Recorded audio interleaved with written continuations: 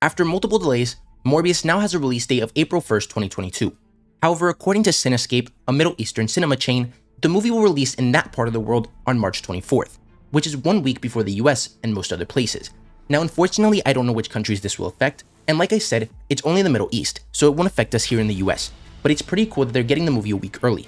Next, in the same interview from yesterday where Spider-Man No Way Home screenwriters McKenna and Erik Sommers talked about why Daredevil and other characters didn't have larger roles in the movie, they also said that there were originally plans to bring back Paul Giamatti's Rhino from The Amazing Spider-Man 2 and Jake Gyllenhaal's Mysterio for the final battle.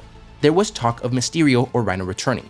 Yes, there was definitely talk. Like, who is the Sinister Six here? If you want six, you can always say Venom was a sixth member, if you want.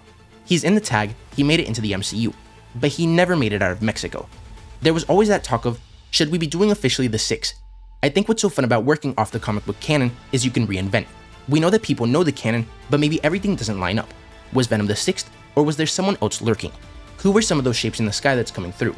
In the article this came from, written by comicbook.com, they talk about how the two characters would have come through the rift like the other six villains did.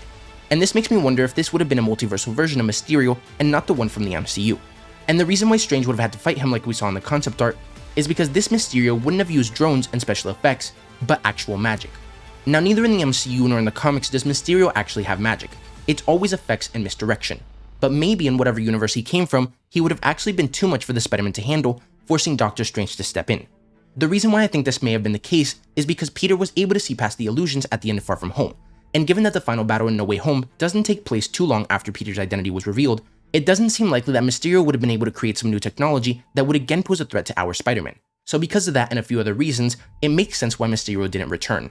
In that same interview, the writers talked about why Iron Man didn't appear in the movie through the multiverse. Tony cast such a large shadow even after Endgame, which we dealt with in Far From Home. But I think everyone felt like we can't just keep going back to the Tony well. And I think that we started realizing as we were writing this that he wasn't Uncle Ben. I mean, he was a father figure, and there was a bond between them. In Endgame, Tony even had a photo of Peter, and it seems to have been the final moral impetus to have him risk everything to try and reset the balance of the universe.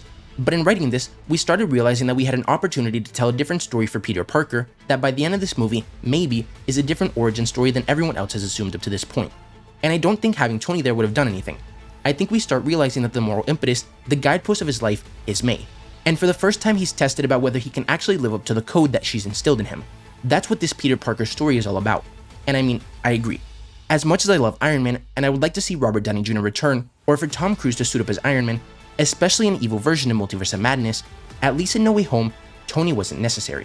And I mean, people already call Spider-Man Iron Boy Jr., so imagine if Iron Man would have appeared through the multiverse. And lastly, I don't know what it is about this picture in particular, but Moon Knight's suit looks really good. I don't know if it's because it's promotional art, or it's our first real look at the entire suit in really fine detail, but as you know, I did not like the suit when I first saw it in the trailer. But this looks awesome. I don't know if it's the pose, or the art style, or what, but I'm starting to become a believer in this suit. So let me know what you guys think about all this. Would you have liked to see Rhino and Mysterio in No Way Home? Are you glad that Iron Man didn't appear, or would you have liked to see him one last time as a hologram or something? And what do you think of the Moon Knight suit? Do you like it more now after this picture? Did you always like it? Or do you still hate it? If you enjoyed the video, don't forget to like, comment, subscribe, and turn on post notifications so you will never miss another video. Thanks for watching, and remember to wash your hands and stay safe.